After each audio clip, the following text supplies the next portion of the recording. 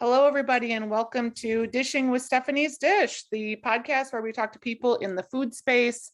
Some have written cookbooks, some are recipe developers, some are Instagram influencers. The way that everybody gets here is a little bit different, but Meredith Deeds is my guest today. And Meredith, you've done a little bit of all of the above, I would say. I have done a little bit of everything. Thanks for having me, Stephanie. Yeah, it's great to talk to you. And you fill in on my radio show, Weekly Dish, sometimes in the summer, which I really appreciate. Yeah. And I read your column in the Star Tribune in the taste section. And you are a cook and a recipe developer. And you've also written a bunch of cookbooks. You sent me an email that I thought was really funny. You were like, the last cookbook I published was 12 years ago. How is that even possible that it was that long? I know it really seems like yesterday. It does, but yeah, my career has taken a several bends since that last cookbook. So a lot's happened since then. So in that way, it's not surprising. Yeah. So was your last one 300 soups? Yes, 350 soups. 350. It was a long year, a lot of soup, a lot of spoons on the dinner table. It's still, though, like an Amazon bestseller. Yeah, it does well. It does well. That cookbook was the last one I wrote, but the first one I wrote, which is, this seems totally strange, is by far done the best, which was a book called The Mixer Bible. And it was for people that own stand mixers, but obviously KitchenAid owns that market. So particularly for people that own KitchenAid stand mixers, and those folks just keep buying that up. We're on, I think, the number 4 of our revisions on that book. So editions. Wow. So yeah, no, it's strange, but great. I'm always happy to do that. So every month, do you get just like a random check? 4 times a year, I think. Yeah, every quarter. That's so cool. Yeah. I love that. I hope I get a check every quarter. It's called passive. My husband, who's a business professor at St. Thomas, calls it, says it's passive income. Passive income is the best kind. Yes, because you don't have to do more work to get it. Exactly. We like that. Yes. All right. So you are writing for the Star Tribune. Yes. And you talked about how your food life is taking another turn from cookbook writing. And tell me which turn you've taken the most recently. The most recent turn, well, I mean, it isn't super recently, but I've definitely, I love my column, and that is my, that's where my heart and soul is, because they let me do whatever I want, and I really do enjoy writing for the Star Tribune, and their readers are great. But in addition to that, I also do a lot of work with corporate clients, and that's been my biggest thing for the last several years. So I work with clients like General Mills or Cub Foods or Snake River Farms, who is the only Wagyu beef producer in the country, to create recipes for their consumers. And it's been a very fun, I actually really enjoyed that. It's nice to have this combination of both the things, like the Star Tribune, which is a creative outlet, and this other work, which is more targeted towards consumers, but also very collaborative. So working with the client and talking about what their needs are and who they're trying to reach, and how we can do that through food, how we can most attract them through recipes that they really do want to cook. So that process is very enjoyable for me as well. And that is more, it sounds like work that you've taken on in the last 5 years. Yeah, I think much more in the last 5 years. I went through a 5-year period where I was the CEO of the International Association of Culinary Professionals. And that took a lot of my time for a while. Yeah. And then after that, I left that 5 or 6 years ago, and have just been kind of working in this corporate world much more than I did previously. I loved cookbook writing. But that world has really changed, as you with your brand new cookbook, it's such a different world now than it was when I first got into it back in like 2004, because you really have to be someone who is working hard on the social media side. I mean, there's not one path to getting your cookbook published. There's a million paths to getting your cookbook published, but the world is different now with social media than it was in 2004, where if you wrote a hard-working cookbook proposal and sent it to an agent or a publisher, and that was that was all that it was. And you might be, at that time I wrote for magazines, and I was a cooking teacher, but that was enough at that time to get published. It's a really good proposal. Now there's so much more to it you have to bring to the table. And I, that side of it, I love social media, but I'm just, that isn't the thing where I put a lot of my energy. And you really have to do that. That has to be a part of your business plan in order to, really make that work. We went out to lunch pre-pandemic. It was me and you and Rob from Two Cooking Dads. Right. And at the time, I think we were all sort of feeling, I think it's fair to say, a little frustrated in, how do you continue to build this food life? You have this content, you're willing to go and present it or be a brand ambassador or write recipes for people. But at the time, there was just no revenue model for that. All of the money was being sucked into like Instagram influencers, and none of the TV stations were really paying for content. Cookbook writing has changed so much. I talked to someone that published a book 5 years ago, and I think I said this on a previous podcast, her advance was 20 grand. It is nowhere near that anymore. Yeah, no, all that has changed a good deal. And they're relying on you, obviously. Just for those that don't know, when you write a cookbook, you get an advance, you get money ahead of time from the publisher, and you have to, and then you earn a percentage of every book sold.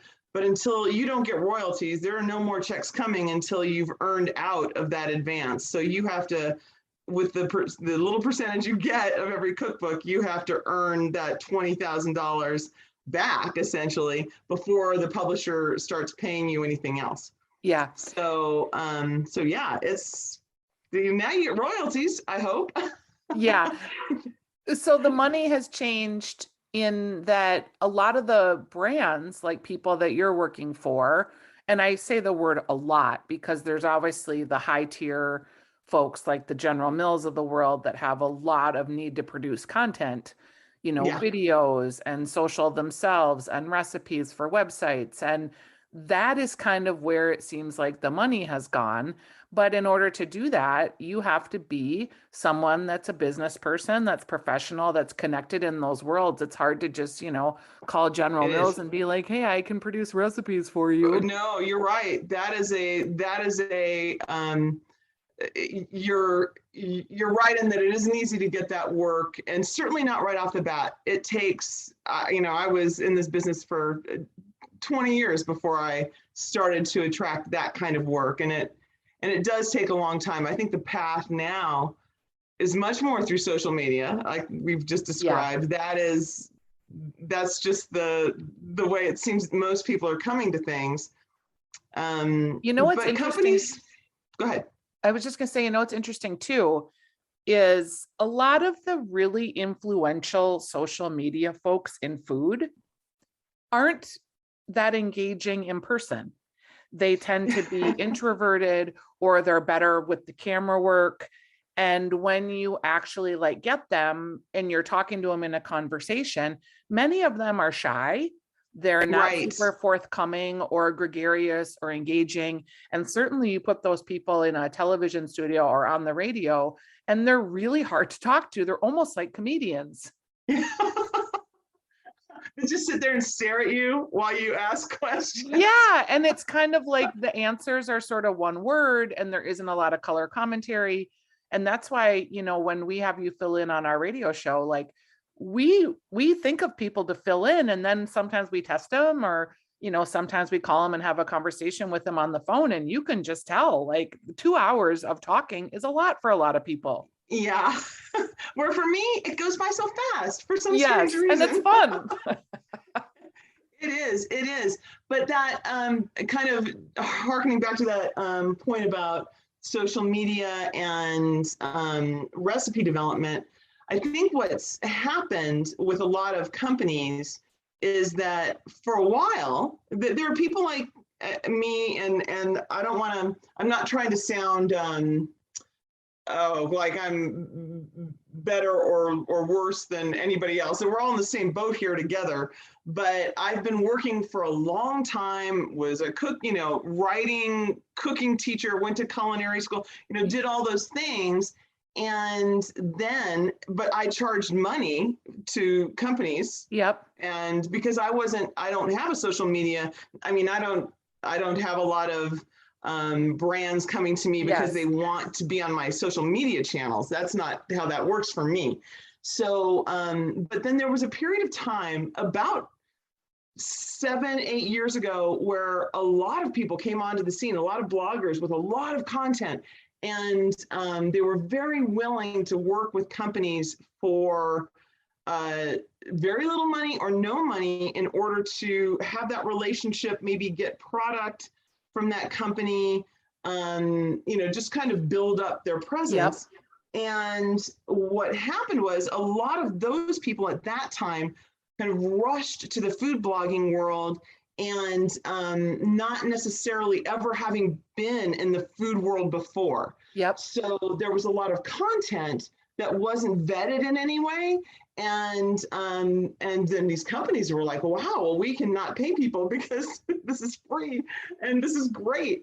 And sometimes it was, but sometimes it wasn't, because there was a lot of people out there that just didn't have the skill set to develop recipes in that way.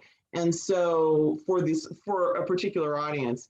So then about 5 years ago, I felt like the companies really started to go, you know what, it's not really saving us money because we have to go back and solve a bunch of problems.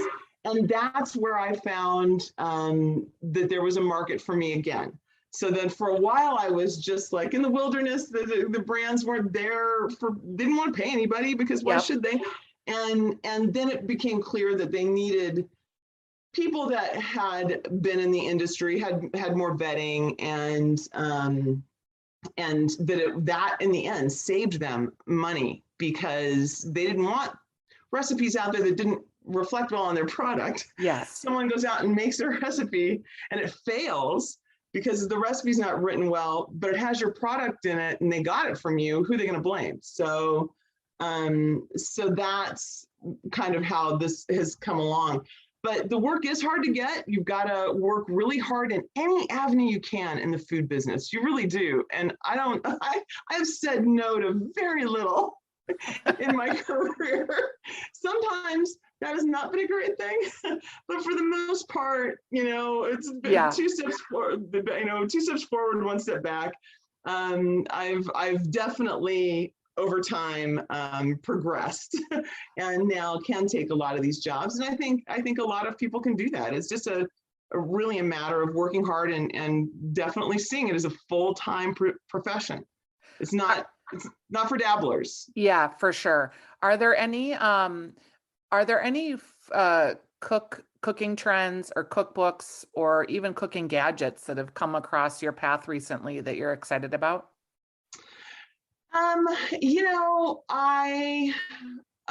Well, there's so many gadgets, not necessarily any of them new. I mean, Lordy, you were the queen of IP, the Instant Pot. I did take to it. You are the leader of an Instant Pot army. Yes. And I love things like that. I think those things are really great. Oddly, sous vide, I love an awful lot. But trend-wise, boy, so much going on in plant-based cooking that is interesting and fascinating. I have a son who is now pretty much vegan. His girlfriend's been vegan for 10 years, and they're young people. So she's been vegan since a young teenager. And I'm learning a lot from this generation of cooks that have really had to learn how to cook, because it's just been recently that all these products have been available. So they have spent years kind of fine-tuning their cooking skills with whatever was available that they were trying to work with to make the things that they love to eat. And now it's much easier for them, but there's just so much interesting happening in that area. Do you feel like you're cooking more plant-based at home? Oh, sure. I think so. I grew up my mother was a vegetarian. As I grew up, I married a real meat and potatoes guy raised by Nebraskans. Yeah. But now, so for a while it was kind of trying to please the meat eaters. Now I feel very much more emboldened to, like, we don't need to eat meat every night or even most nights. And there's just so much out there that we really, like and can substitute. And it's just not a problem. It's just so easy now. If you are someone who wants to eat more plants, like I have a friend who her doctor has said, hey, you should really consider eating more plants. She's got high cholesterol and she earnestly wants to do that. And she just really isn't great at knowing about where to start. She's not an intuitive cook. Is there resources or a book or something that you've come across that has inspired you? Well, I mean, I love for me, I try to find trusted resources because that's what we call them, the trusted sources, because there's just so much less failure with recipes and those things. So like I just got a book from America's Test Kitchen. Now they're getting into plant-based cooking. And I think things like that are great. I think 6 seasons of vegetables with, actually, just for disclosure purposes, Martha Holmberg, who's a co-editor of that, is one of my oldest, dearest friends. But that book won all the awards a few years ago, and it's so good. It's so good. So 6 seasons is great. There's a million out there right now that they're all getting a lot of attention. Yotam Ottolenghi, oh my gosh, who was just in town. I love his books, and they're heavily vegetable oriented. Yeah, I just did an interview with him and he was so charming. And one of the things that he talked about was how he was cooking during the pandemic for he's got small kids. And just, all of the bread puddings he was making with the vegetable scraps and cheese and egg custards and, the sourdough, like he was doing all the same type of things that we were all doing during the pandemic, which I thought was really interesting.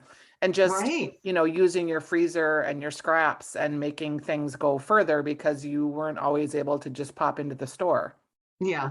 No, it's very true. I think we've all learned. Doesn't the pandemic change so much for everybody, especially in the way that they cook? We've all learned how I think many people a lot more about cooking and a lot more about how to cook out of your refrigerator. You don't have to look up a recipe and buy only the ingredients for that thing. Just look what you have and use what you have. And it's so much more economical. And, people save so much money. I just felt like I saved so much money during the pandemic. You did. I did too. And now I'm feeling like I'm not saving so much money because I'm back out shopping and buying stuff and eating out and drinking out. It's a lot of all that. Did you, after the pandemic, open your closet and just think, what is happening in there? And how can I be wearing any of these clothes? I just thought that this morning. I thought, next free day I have, I'm going to just take everything I own, throw it onto the floor of my bedroom, and just pick like the 10 things I actually wear and send the rest out of here. Yeah, that's exactly. I'm like getting to where I'm thinking I need a uniform. Like Ina Garten always has the white shirt. Giada has the t-shirt that has the 3/4 sleeves and the low cut booby shirt. And the low cut, yes. Yeah. I'm like, what could be my like signature thing that I could just have at the ready? So I wouldn't have to be going through this, staring at my closet every other day going, what is today? It's true. Come on, you're a brand champion, Stephanie. I I know expect I you to need to have find that, something. I need to find have that some luck. local maker that will, maybe it's Laura Lavac or someone that will make me something that'll be in my silhouette and I can just buy 10 of them. Or just something even in the same color, like, royal blue or Yes. something. I think it's orange. not I that. love the color orange. It always makes me feel so cheerful. Orange or that like sun gold yellow. Oh yeah, no, I get it. I think those are, it's nice to just have a go-to thing, whether it's a color or an Yes. outfit or whatever. Have you had any good dining experiences in the Twin Cities? Like, where are you eating out now that you're back out and about? Oh, back out and about. Okay. I've gotta think of them. Well, we went to Awami, which, Yes. fascinating, totally different experience, totally different set of flavors than you would expect. I think very edgy, to be honest. Yeah. I mean, even though it seems very new, even though it's clearly based on very old, Yep. traditions and flavors. But also have been to places like Mr. Paul's Supper Club, which Yep. is, fun and lively. If you want a good time and some, just sit around and drink. Yep. That's a very buzzy place. Let's see. I know I've been to places, but you're stumping me. All of the, the places I love, like I love Rosalia. I don't know if you go there for pizza, but I love that place, which is Daniel Del Prado's pizza place. It's not brand new, but I haven't been to Creekside yet, which it's fun. Is it if you fun? want a big giant slab of prime rib, which my husband always does, it's great. Twice baked potato and a prime rib. It's good. Yeah, no, exactly.